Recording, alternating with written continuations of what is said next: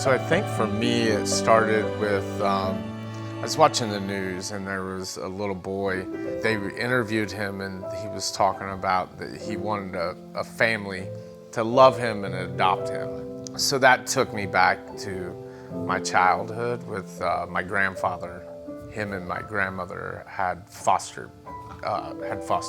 And so with Christy and I, we talked about it a little bit, and with us only having the one daughter together, we decided that maybe we would look to do a foster to adopt situation.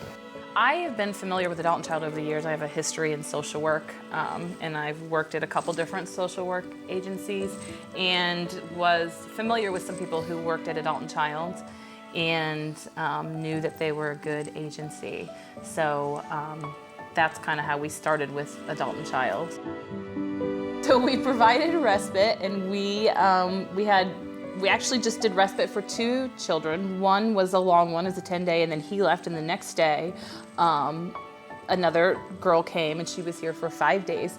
And while she was here, she has kind of moved around in various places. She liked it here and brought up with Stephen, she said, hey, I'd kind of like to stay.